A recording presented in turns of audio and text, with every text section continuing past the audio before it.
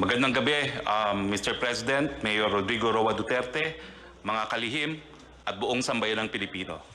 Naatasan po ako ng ating Pangulo na basahin sa inyo ang rekomendasyon ng inyong IATF.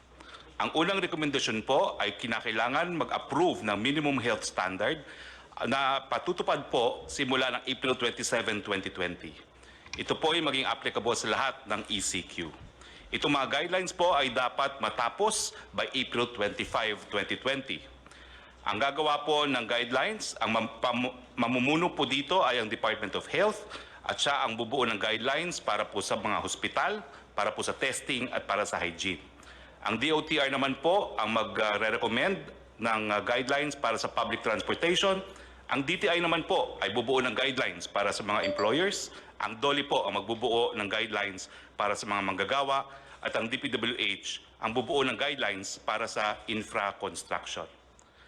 Ang decision po pagdating sa ECQ, pagdating ng Mayo 1, 2020, panatiliin po ang ECQ sa NCR, Region 3, Region 4A, and all other areas kung saan mataas pa po ang banta ng COVID-19 hanggang Mayo 15.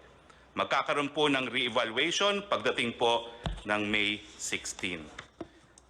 Ang mga probinsya po na mananatili sa ECQ, National Capital Region, Benguet, pero po pwede pong mabago ito by April 30, Pangasinan, Bataan, Bulacan, Nueva Ecija, Pampanga, Tarlac, Zambales, Batangas, Laguna, Cavite, Rizal, Quezon, Oriental Mindoro, Occidental Mindoro, Albay, Catanduanes, Antique, Iloilo, bagamat meron pong to recheck itong Antique at Iloilo, Cebu at Cebu City, also subject to rechecking. At sa Mindanao po, ang probinsya ng Davao del Norte at Davao City.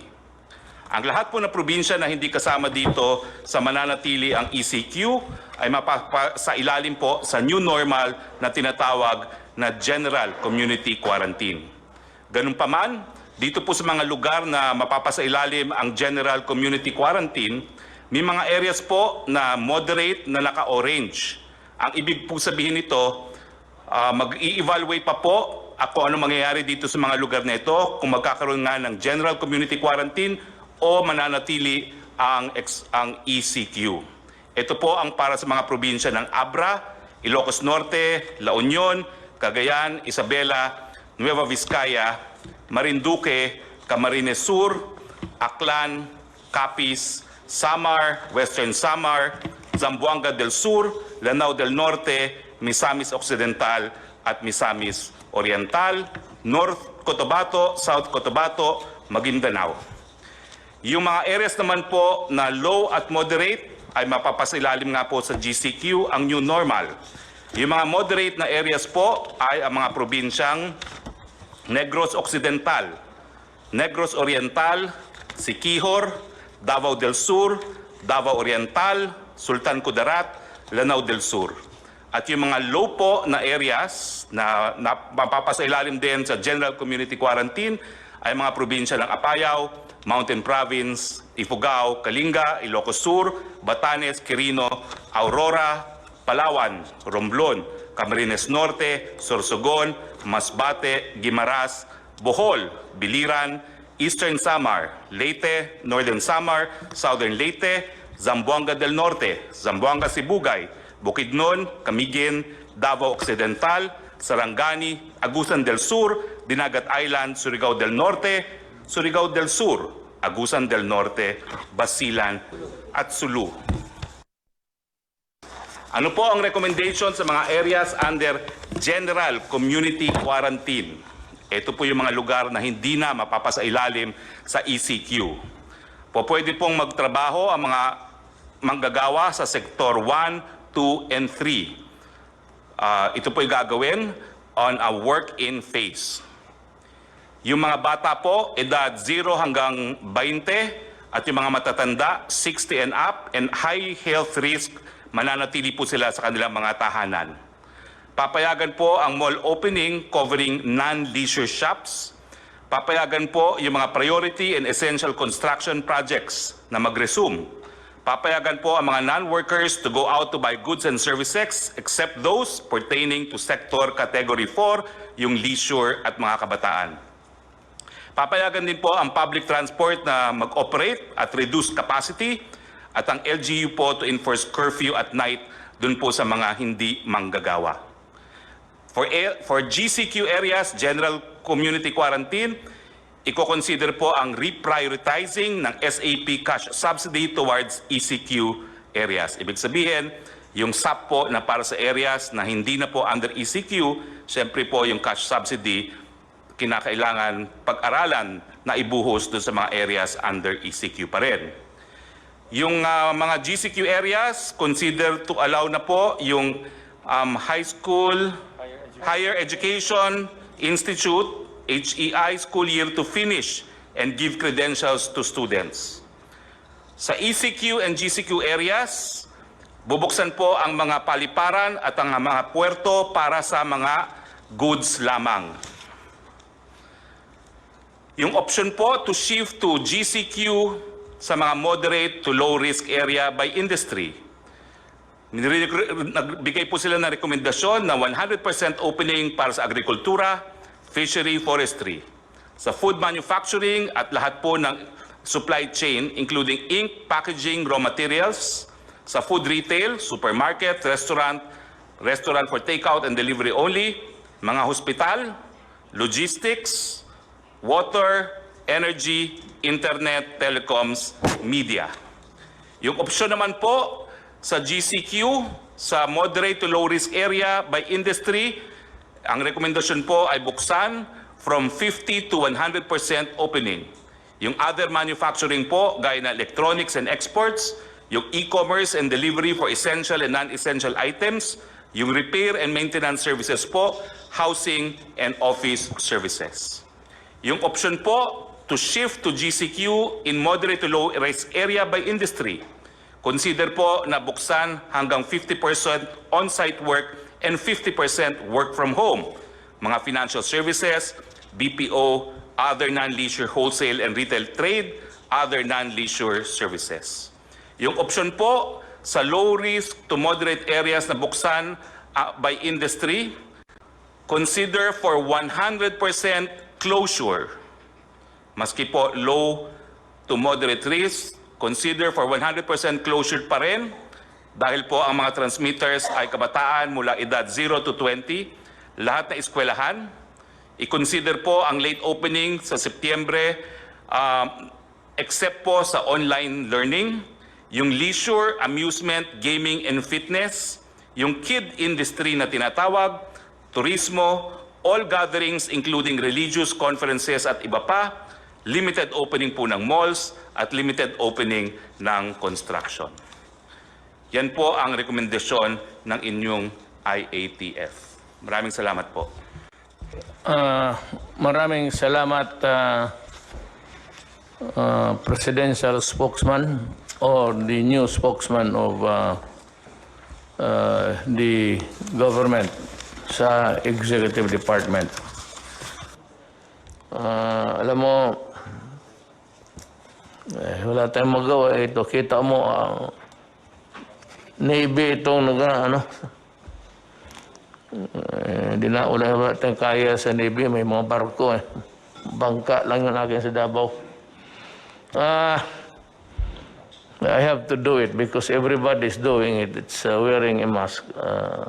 Ni ako mismo, hindi ako, I cannot guarantee, or anybody else for that matter in this table, na hindi tatamaan. We are all at risk. But do not increase the odds or the chances of getting it.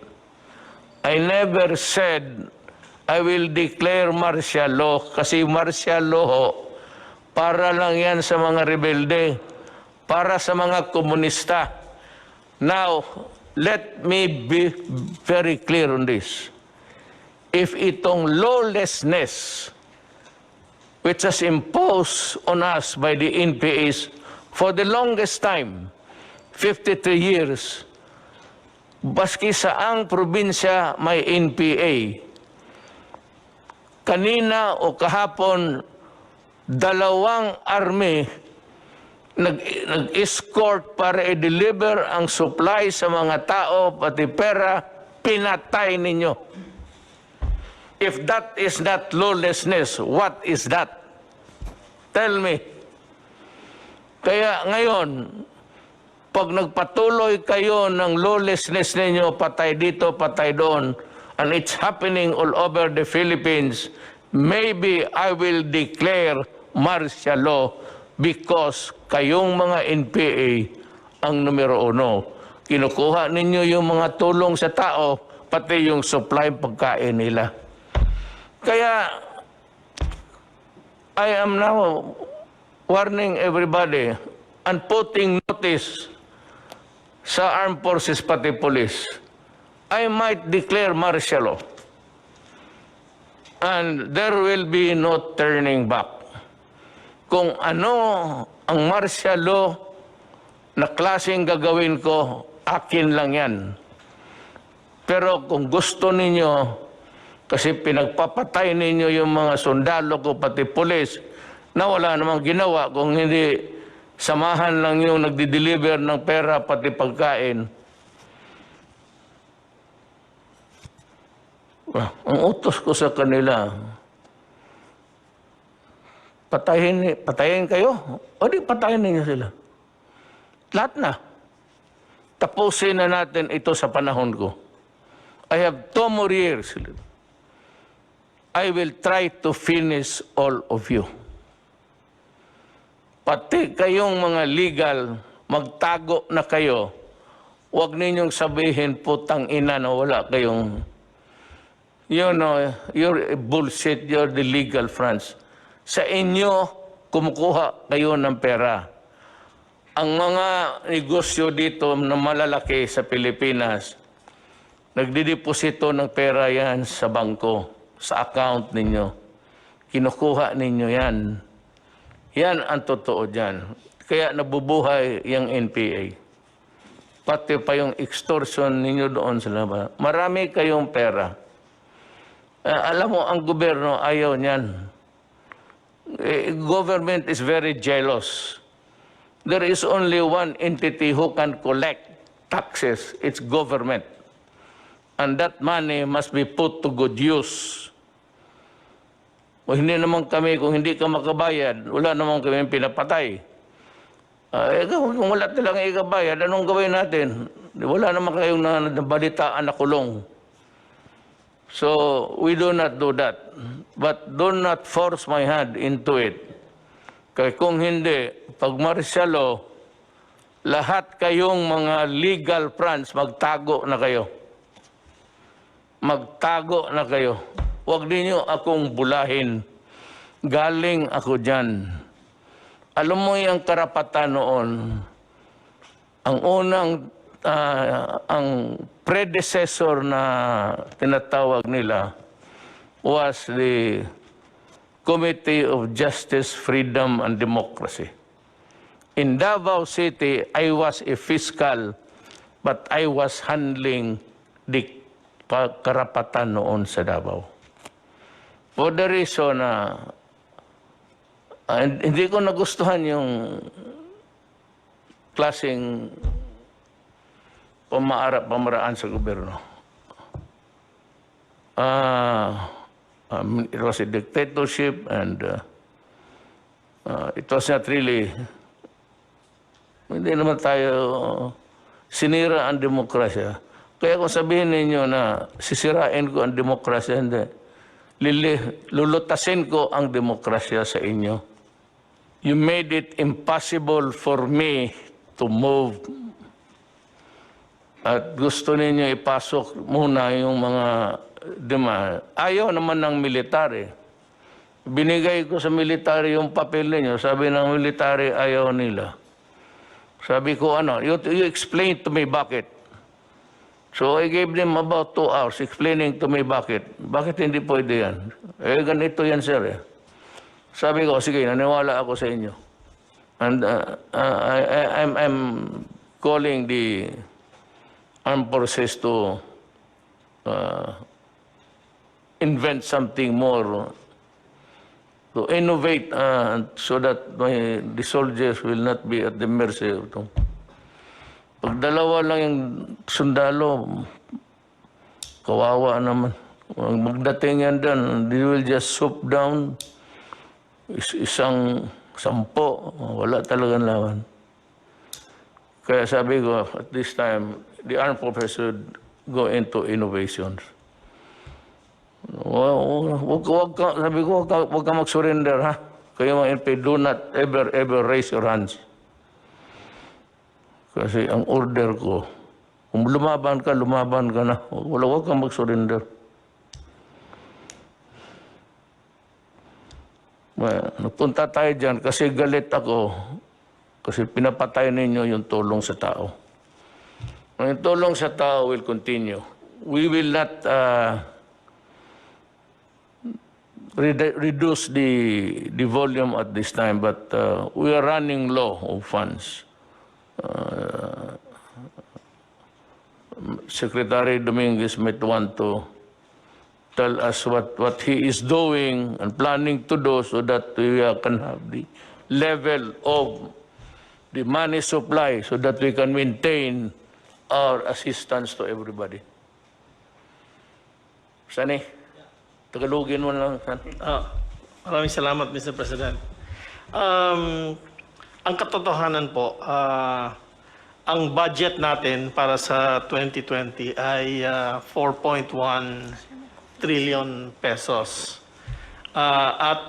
So far, ang nagastos po natin is already for this COVID is na hindi natin plinano ay 352.7 billion pesos na.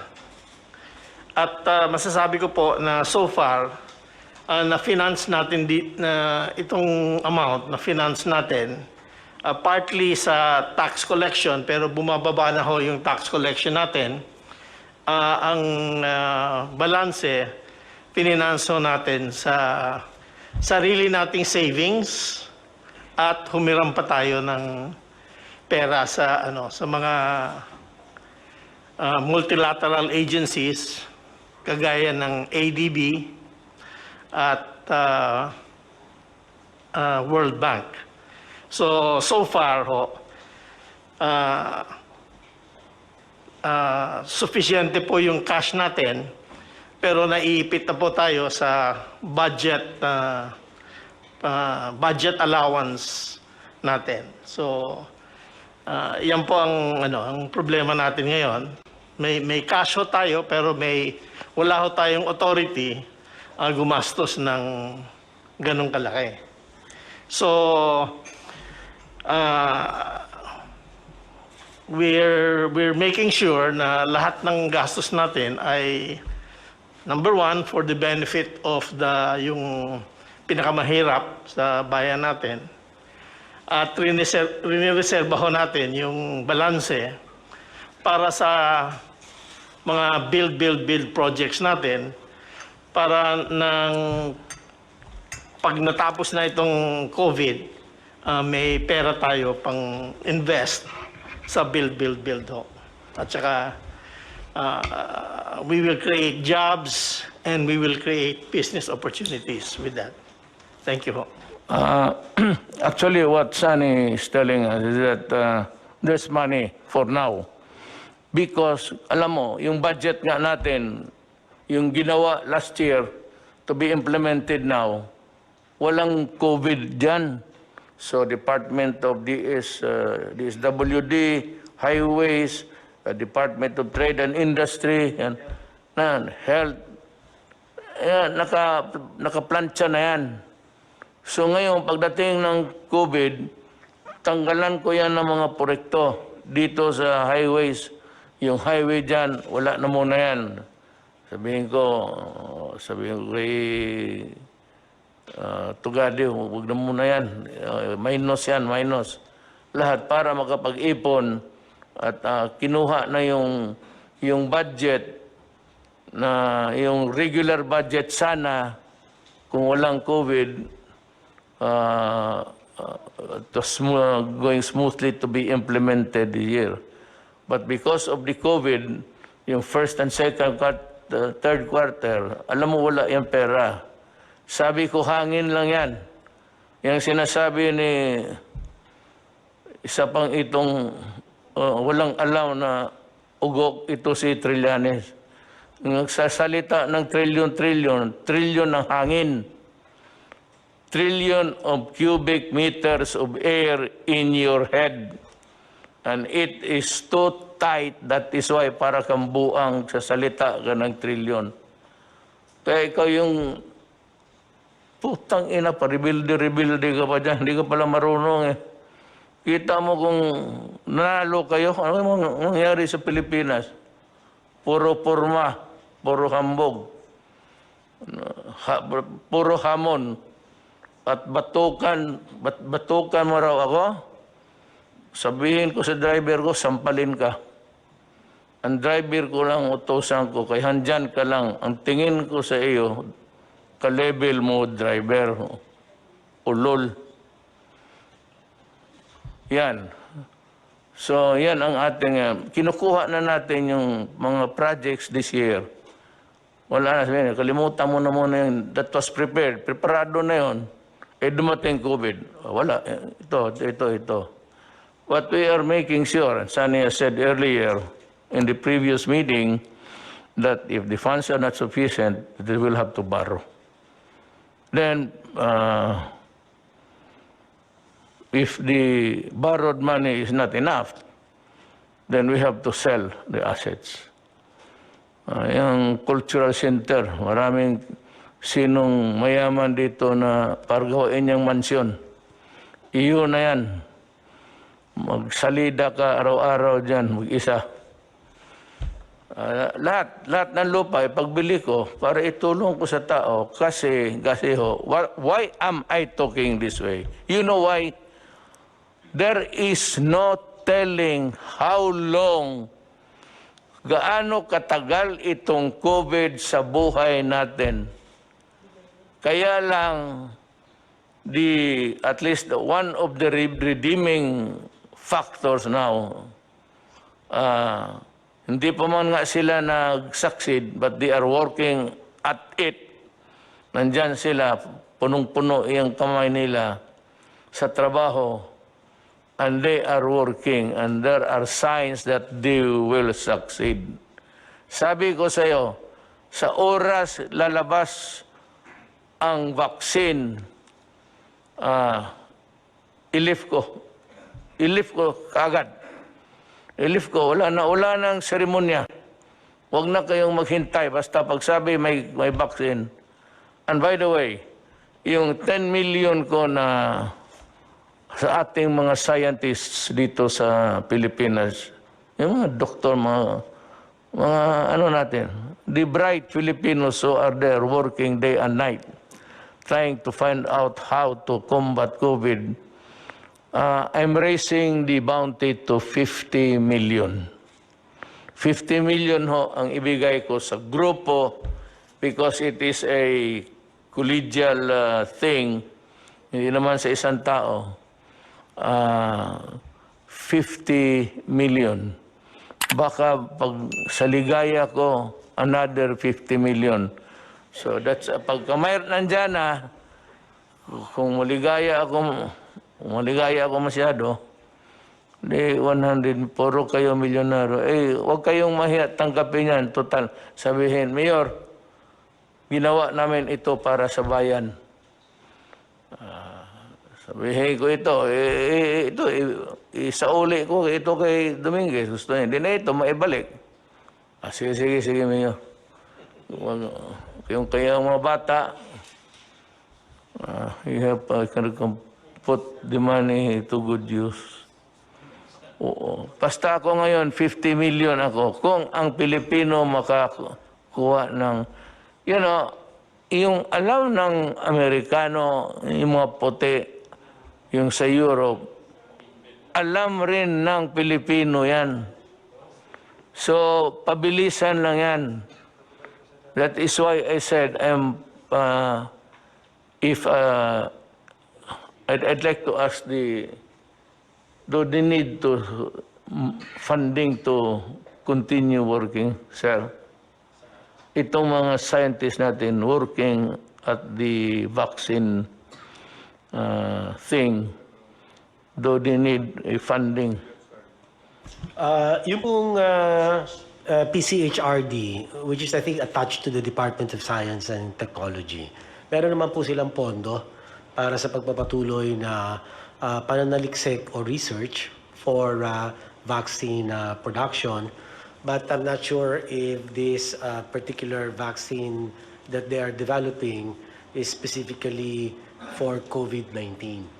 Aalamin ko pa po kung isinama na po nila ito sa kanila pong kasalukuyang research work. Well, anyway, whatever it is, as long as they are working on to find out, to discover COVID, it does not really matter to me. What matters to me is the let me use that, is the dedication and the load of work that they are performing. So, kung kailangan nila ng additional funding, all they have to do, I'm announcing it, is magsabi rin sa iyo. And I'd be glad to kung hindi masyado malaki, I said, ipit tayo sa pera, I will readily give it to them. I'd rather spend all of our money in connection with COVID. Discovery, assistance, lahat. Kaya dito nakatutok tayo. Every time that we meet, ladies and gentlemen, hindi tayo lalabas sa COVID. COVID lang tayo. Huwag tayo na ngayon, nagsalita ako ng komunista at itong mga putang ina mga komunista dito. Kasi sa COVID na mangyari, maraming gutom, maraming hindi nakakain, maraming hindi nakakatanim. So walang pera. That is why papasok ang gobyerno, tulungan sila. Kaya naman, pinagbabaril itong mga putang inang NPA na ito, kaya napunta tayo doon. But that is COVID connected. Because nagkasakit o hindi makapaghanap buhay because of COVID. You have to connect. Hindi sabihin mo, rumble on. Itong mahilig, itong mga gagong sabi, try to rumble onto some other matters and mumble. Alam mo ganito, itong mga putang ina, di ba matay itong mga putang ina to. Rinig niyo yan. Ito mumbling. Basta, I am just putting notice to everybody that itong komunista, malaki ang gastos natin. Do you know how much we spend sa isang putok lang? Marinig mo man yan.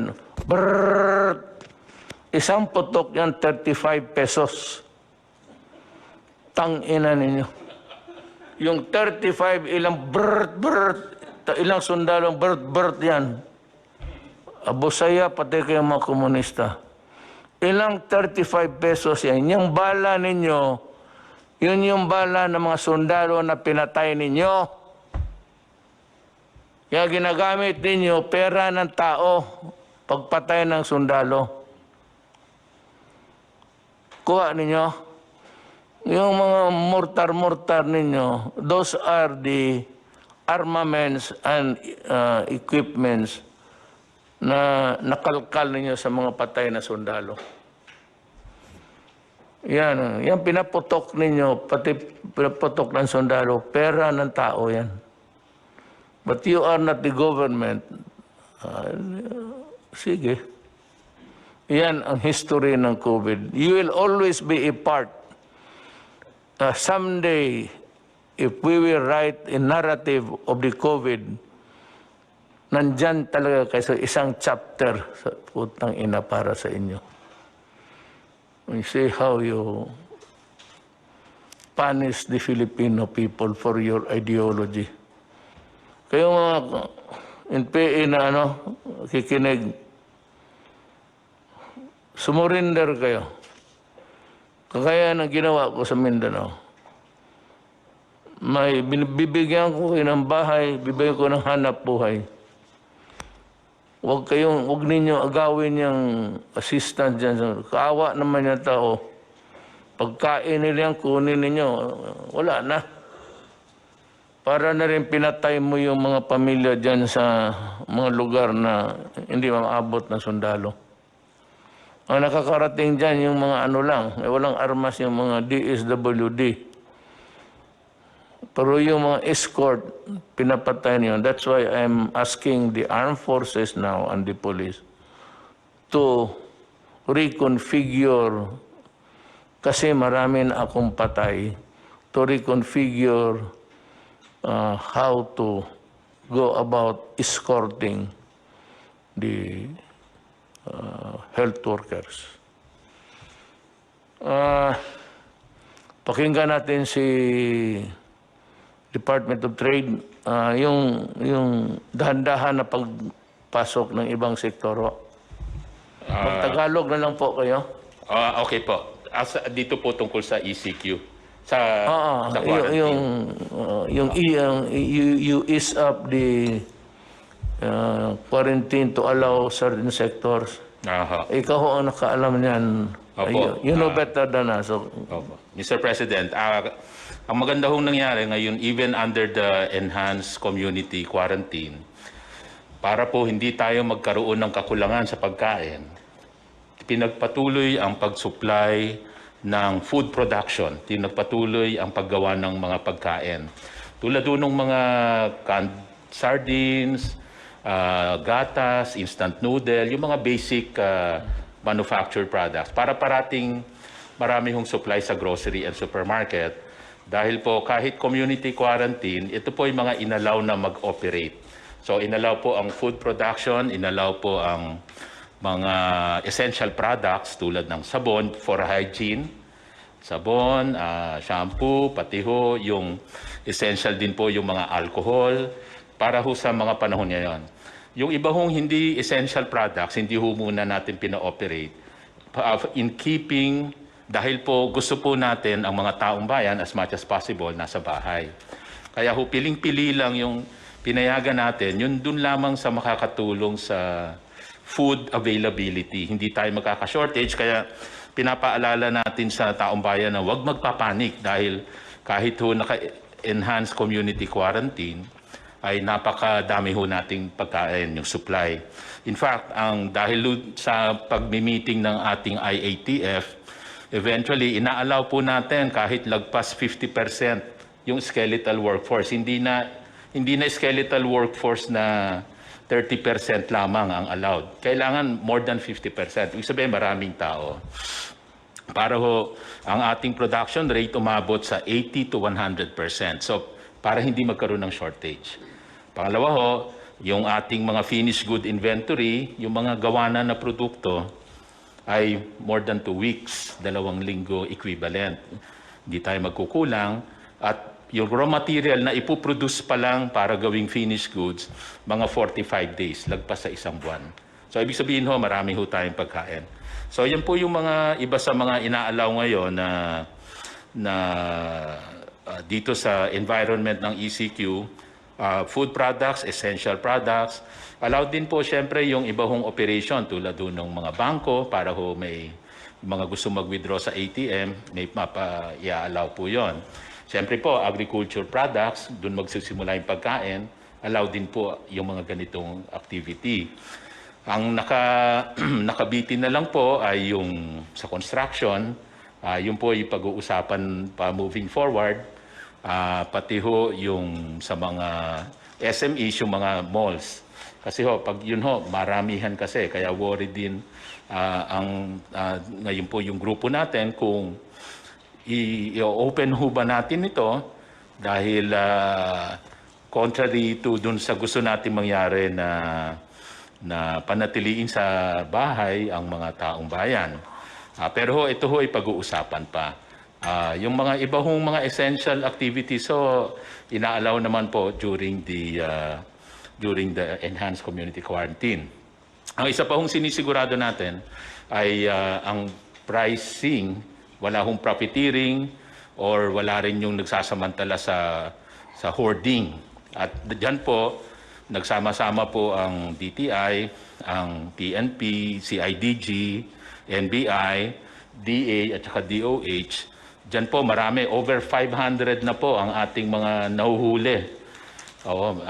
Na mga profiteers at mga hoarders, kaya babalaho talaga yan. Ay, isa pa hong magandang nangyayari ngayong ECQ ay yung mga manufacturers natin na re-repurpose. Yung mga dating hindi gumagawa ng mga face mask or hindi gumagawa dati ng mga personal protective equipment, ngayon ho ay gumagawa na sila. Tulad ho nung mga mask na suot natin ngayon, ay yung iba ho dyan ay ginagawa na ng mga manufacturers natin ngayon. Kahapon lang ho, Hanap ka, bigyan mo sana. kahapon lang ho ay inalaw po natin, nag-turnover tayo ng 10,000 pieces ng PPEs out of the 300,000 na PPEs at yun po yung donation po ng San Miguel Corporation para ho sa PGH, tinurn over po natin sa DOH. So 10,000 po yon out of the 300,000 na ipuproduce pa para sa ating mga health workers. So meron ho tayong mga manufacturer na nilipat yung kanilang production para makaproduce ng mga masks, PPEs, pati ventilators gagawin na. Mga 10 kumpanya na ang may involved dito sa repurposing yung manufacturing. Ibig sabihin, magpuproduce na sila ng mga critical products na kailangan ngayon. And moving forward lang po, last 2 items, marami ho tayong piniprepare na tulong sa MSMEs, micro SMEs, lalo na pag na-lift na itong ECQ.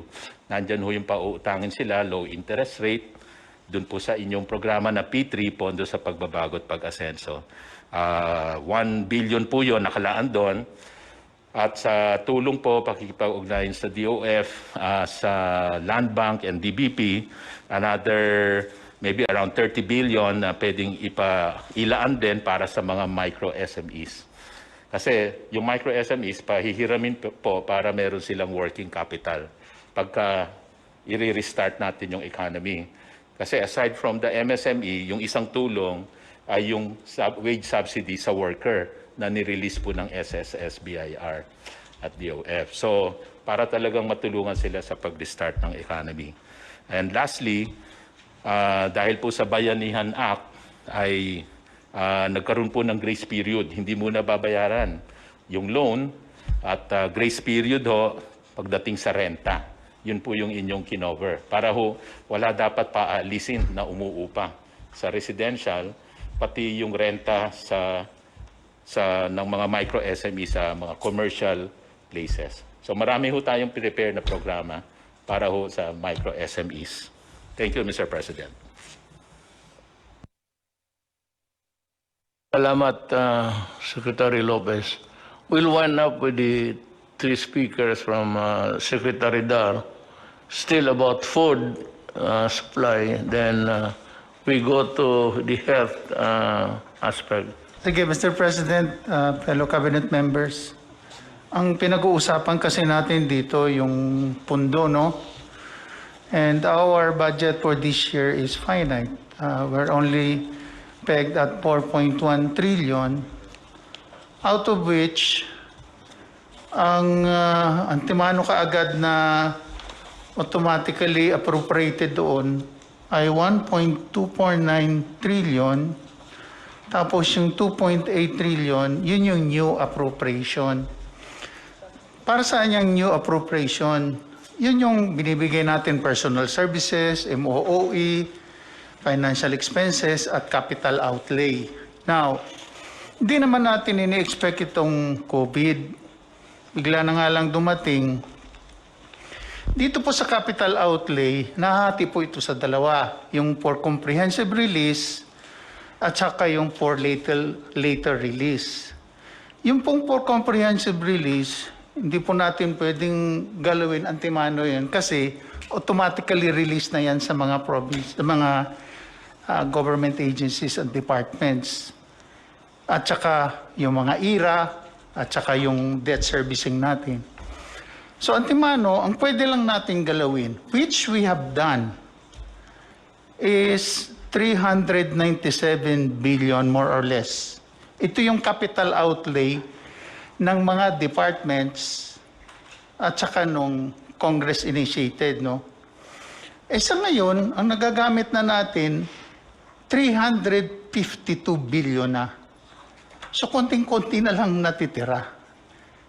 And we're not even sure na ito yung nasa always at the back of my mind also dahil ako parating nasisisi pagka natagalan yung release at saka may nagagamit na hindi daw dapat gamitin.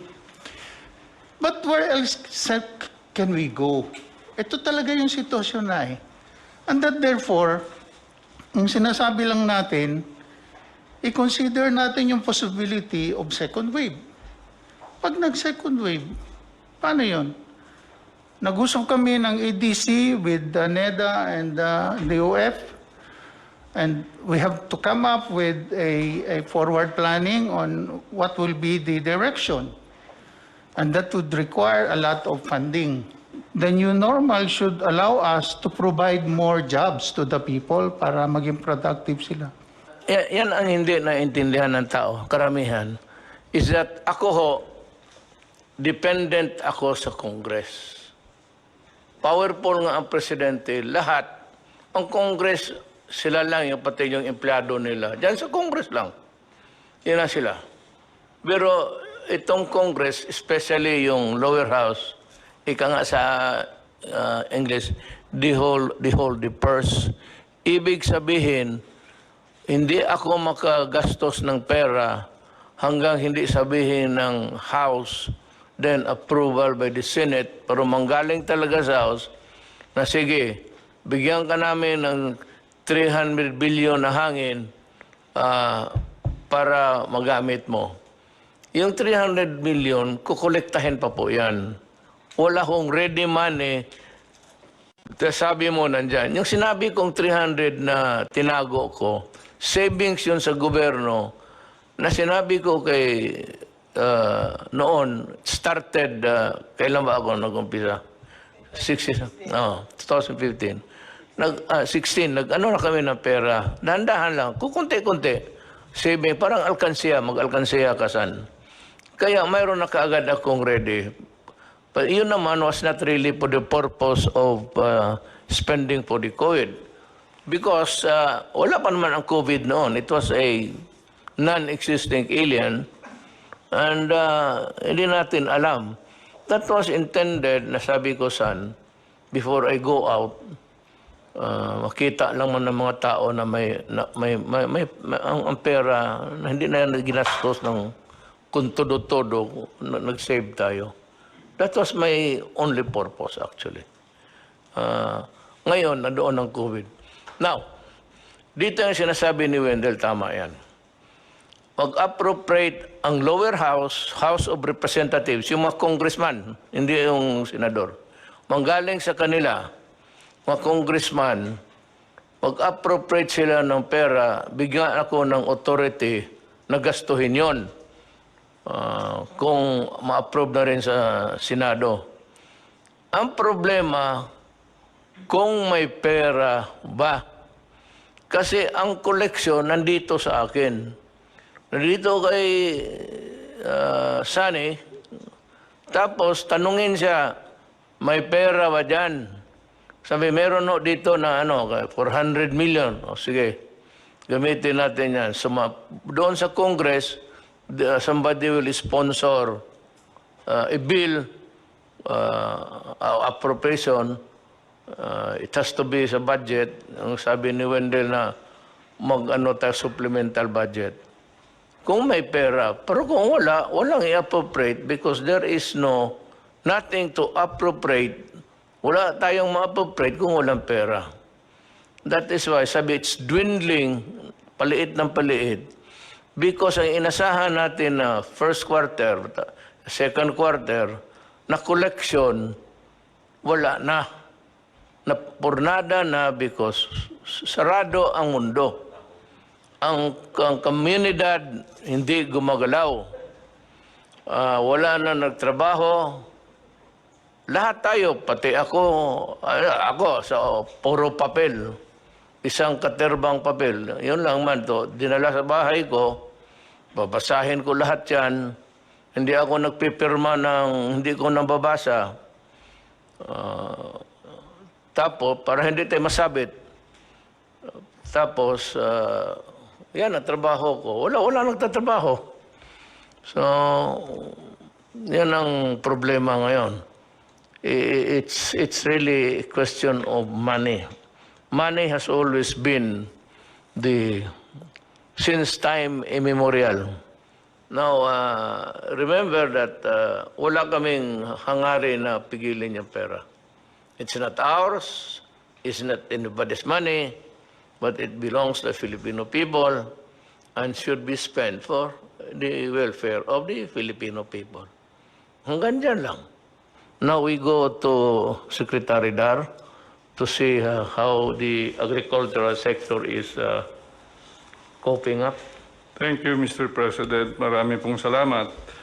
Sa agrikultura po naman, under the enhanced community quarantine for Luzon and vis-a-vis agriculture and food, ang una po natin tiningnan po yung food availability, food accessibility and affordability, plus yung price stabilization and the movement and logistics relating to the food supplies.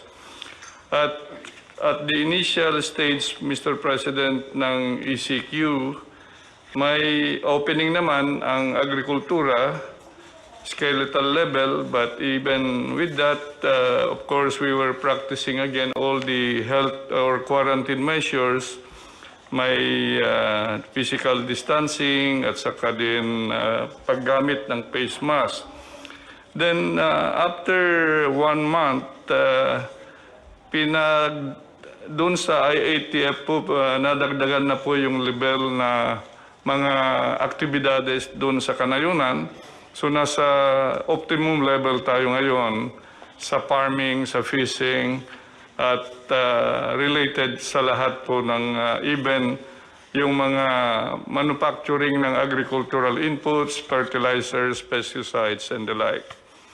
So marami po tayong, suma total mayroon akong individually maibigay na datos, but overall, mayroon tayong sapat po na pagkain.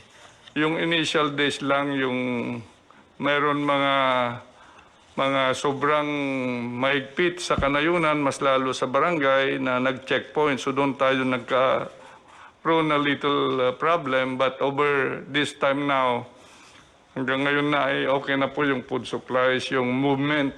Kasi simulat sa pool naman, ang ITF ay nagsabi na there is unhampered movement ng mga cargoes, both food and non-food. So sa bigas po, ang rice outlook natin dito sa taon na ito, mayroon tayong demand na 14.6 million metric tons. Ang supply ay 17.9 million metric tons. So may deficit na 3.3 million metric tons. Pero gumawa na tayo ng mga hakbang para ang ending sufficiency level natin sa taon na ito ay from a level of 87% lang po kasi ngayon yung naproproduce natin dito sa bansa. Pero with now the additional 8.5 billion pesos for the rice resiliency project, it will bring us to 94% po yung domestic rice production natin. May isang ano lang ako, bago ko makalimutan, isingit ko na lang. And I have asked Bong to talk about this because he was the one he was the proponent who submitted it to me. Bong. Magandang gabi po. Habang patuloy nating nilalabanan ang COVID-19, paghandaan na natin ngayon pa lang ang new normal, nananawagan ako sa pamahalaan na mag-umpisang maglatag ng programang Balik Probinsya at iba pang hakbang na magbibigay insentibo sa ating mga kababayan na lumipat mula sa Kamaynilaan at ibang malalaking lungsod papunta ng mga probinsya. Nakikita naman natin ang naging masamang epekto at hirap dulot ng sobrang pagsikip ng mga tao at pamamahay. Katulad sa Metro Manila, mas mabilis kumalat ang sakit at mas nahihirapan ang ating national government at ang mga local government units na alagaan ang lahat ng apektado ng krisis na kinakaharap natin. Marami pong stranded, hindi sila nakakauwi dahil inabot na po sila ng enhanced community quarantine at maraming hindi nakakatanggap ng social amelioration dahil maaring magduplicate po kasi yung pamilya nila ay naiiwan po doon sa probinsya. Marami na tayong natutunan sa krisis na ito tulad ng hirap sa dulot ng pagkumpul-kumpol ng tao sa mga syudad. Simulan na nating paghandaan at tuluyan na nating aksyonan ang isyong ito at huwag nang antayin pa na mas lumala pa ang problema. Kailangan magkaroon ng gobyerno ng long-term solutions upang matugunan ito. Dahil sa kakulangan ng pangmatagalang urban planning at rural development sa mga nakaraang dekada, nagsipuntahan ang maraming mga probinsyano sa mga malalaking lungsod dahil andon ang oportunidad sa hanap buhay. As soon as the enhanced community quarantine is lifted and travel is gradually normalized, the government must encourage Filipino families to move out of Manila and other metropolitan areas. Government must provide them the means and incentives to go back to the provinces for good.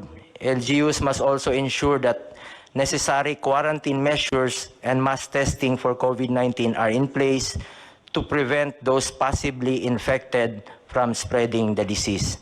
Ilipat natin ang mga tao sa tamang panahon at kapag sinabi na ng ating health experts na ligtas na gawin ito, pero ngayon pa lang kailangan ihanda na natin ang ating mga probinsya. Dapat masiguro na may kapasidad ang mga probinsya na maalagaan sila at mabigyan ng matitirhan, makakain at ikabubuhay. Mapapagaan rin natin ang pinapasa ng mga syudad kapag nabawasan ang tao sa lugar nila. Katulad ng mga illegal settlers ngayon, dikit-dikit talaga yung mga bahay. Kung hindi natin ito aksyonan agad, hindi matatapos ang problema natin sa kalungsuran. Sa programang Balik Probinsya, mapapabilis din natin ang pag-unlad ng mga kanayunan. Sa paghihikayat sa mga mamumuhunan na magbukas ng mga negosyo sa mga lalawigan, magkakaroon ng mas maraming oportunidad ang mga kababayan natin. Hindi na nila kailangang lumuwas pa ng Kamaynilaan at lumayo sa kanilang mga mahal sa buhay o kanilang mga pamilya. Kaya mahalagang magbigay din tayo ng mga insentibo sa mga negosyante o mga mamumuhunan ito.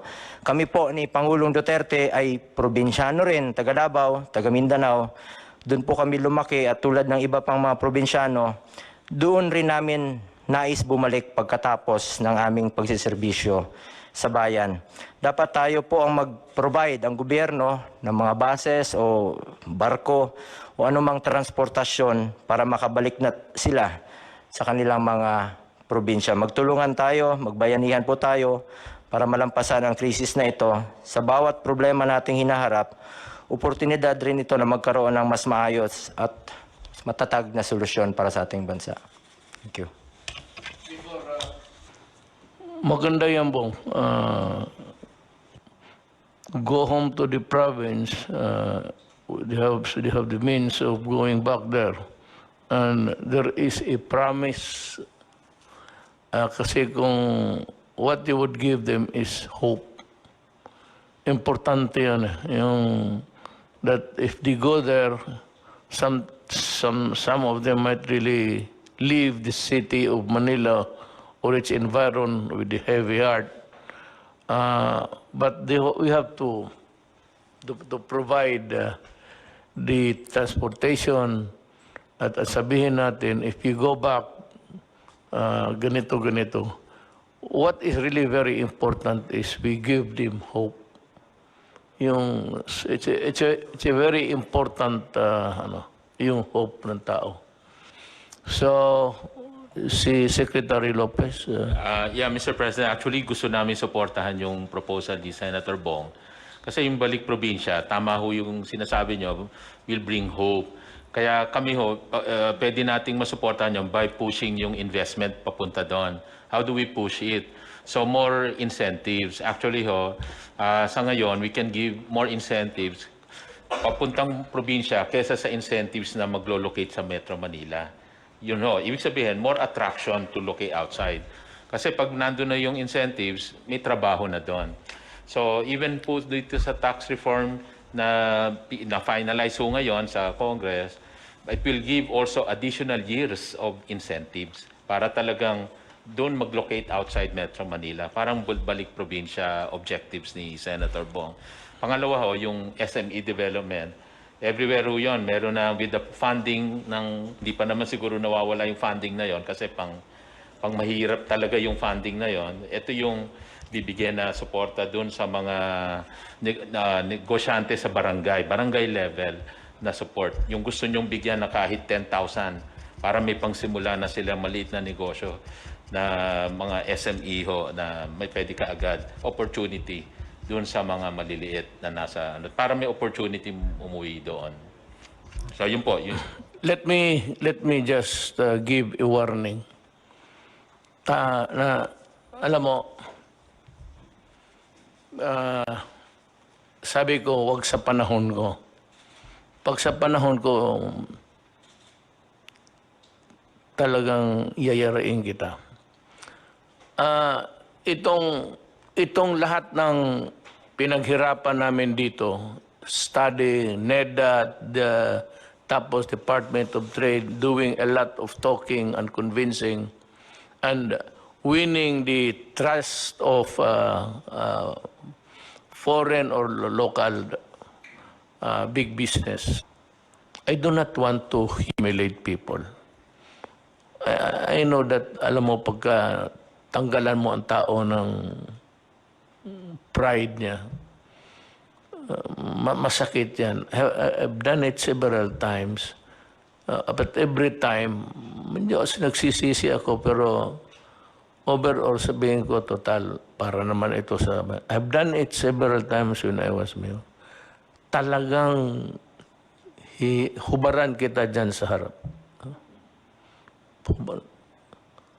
At baski regional director ka, patitindigin kita dyan sa harap ng Malacanang. Mamili ka. Totoo. Ikaw, examiner, okay. Tumindig ka dyan sa harap ng Malacanang. Total, itong Malacanang, palasyo mo ito. Ako dito, nag-uopisina lang. Tignan mo yung palasyo mo isang araw. Init at ulan. Pag namatay ka, mas lalong mabuti. Basta yan ang ko sa... Kaya itong pinag-usapan ngayon na yung i-dispersal, yung ikalat mo. Takot yung iba sa mga probinsya na medyo may history ng... Ako ayaw kong maghiya ng gobernador, mayor, sino ba naman ako, mayor lang rin. But, you know, I have a more, a greater burden, yung pinapasaan ko na trabaho para ito. Medyo sagrado sa tao ito. So, we take our oath of office. We are very proud. Presidente na ako, tapos gano'n, gawain ko talaga lahat.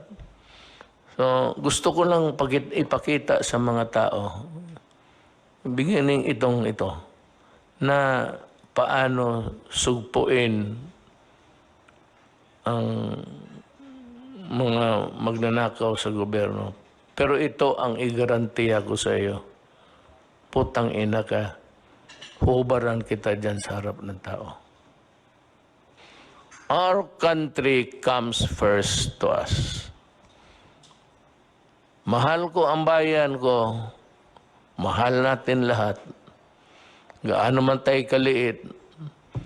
Well, anyway, that's... I'm just talking about life. Buhay ba ng tao? Ito, I hope that God will be with us. May sarili akong Diyos na doon ako nakatutok to help me because I'm having a hard time carrying the load of the nation. Nung nakapag-ECQ po tayo, nagkaroon po tayo ng sapat na panahon kahit na papano na maihanda po at mapaunlad ang kakayahan ng ating pong sektor ng pangkalusugan, ang mga ospital, ang ating pong mga beds, ang ating pong mga ventilator machines, ang ating pong mga isolation rooms, ang ating pong mga quarantine facilities. Ay nakita naman po ninyo siguro, Mr. President, yung ating PICC, ang ating pong World Trade Center, ang ating pong Rizal Memorial Complex, ang ating pong New Clark City Athletes Village, at mga iba pa pong mga bagong gawang mga quarantine facilities, ay talagang yan po ay napalawig na po natin, napaunlad na po natin ang kanilang kapasidad. Kaya talagang napakaganda po nung inyong pasya na isagawa po itong enhanced community quarantine. At sa aspeto po naman ng kaperahan o sa funding, ang inyo pong PhilHealth ay nakapag-advance po o nakapag-desisyon ng board na mag-advance ng 30 billion pesos para po sa mga ospital, sa pampubliko at sa pribadong sektor, para lahat po ng mga COVID patients ay babayaran po through the COVID benefit package. At in fact, ang board po ay nagpahintulot din na itaas, gumawa ng COVID benefit package, yung mild 43,000, yung moderate 143,000 per COVID patient, and for severe to critical, kaya pong bayaran ng PhilHealth up to 780,000. So inihanda po natin pati ang funding para po sa ating mga COVID patients. So sa pangkalahatan po ay ito po ang ating mga ginagawa, at para naman po doon sa binabalak, batay po sa rekomendasyon sa inyo na i-extend yung enhanced community quarantine, okay po yun. Suportado po namin yan. Kung meron naman pong kinakailangan na luwagan yung mga lugar na sa kasalukuyan naka-enhance community quarantine, ay siguraduhin lang po natin na yung mga pamantayan ng kalusugan or minimum health standards ay dapat pong nakatalaga bago po magluwag. Dahil sa bandang huli po, ang kalusugan ng taong bayan po ang ating pinangangalagaan, higit po sa lahat. Maraming salamat po, Ginoong Presidente. Salamat, Secretary Duque. Magtanong kasi ang tao, ang interesado ninyong gustong lumabas sa bunganga ko, kailan ba talaga ito matapos? Ang COVID ho, hindi matatapos yan. It will be here and it will stay until kingdom come. Pero pag may bakuna na, baka sakali nga mauna tayo, ma-embolden yung ating mga scientists to work overtime to come up with a vaccine. COVID equals vaccine. Period. Siguro nasabi naman ng lahat ng dapat sabihin, and the things that you must know and need to know, nasabi na po namin. And one thing I can assure you, that we were just waiting for the right time. Tiisin lang muna natin, ako nakikiusap na sa inyo, para lang ito sa bayan. Because we are trying to limit the contamination. Kasi sinabi ko itong 6,981, pag ito ang nagkalat, ako, mapoproblema po ako.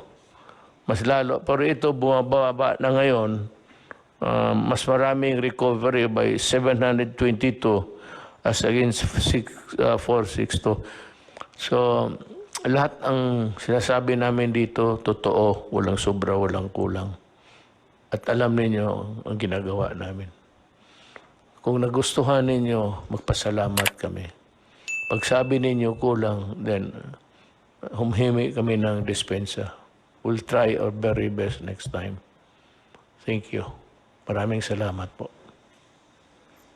Matapos pong makipagpulong ang ating presidente sa mga miyembro ng IATF, tinanggap po niya ang rekomendasyon ng IATF na ilagay po sa patuloy na ECQ ang NCR, Region 3, Region 4A at iba pang mga lugar hanggang Mayo 15 po. Ang mga lugar pong ito ay ang probinsya ng Benguet na po pwede pa pong magbago by April 30, ang NCR, ang Pangasinan na po pwede rin pong magbago by April 30, Bataan, Bulacan, Nueva Ecija, Pampanga, Tarlac, Zambales. Yung Tarlac at Zambales po pwede pa rin magbago by April 30, Batangas, Cavite, Laguna, Rizal, Oriental Mindoro, Occidental Mindoro, Albay, Catanduanes, ang Antique at Iloilo, pareho pong pwede pang ma-recheck, ang Aklan at ang Capiz. Pati na po ang Cebu at ang Cebu City na subject din to rechecking. Ang Davao del Norte, Davao City at ang Davao de Oro po na subject pa rin to resetting. Lahat pong probinsya na hindi napasama sa listahan nito ay mapapasailalim po sa General Community Quarantine. Maraming salamat po. Magandang araw po sa inyong lahat.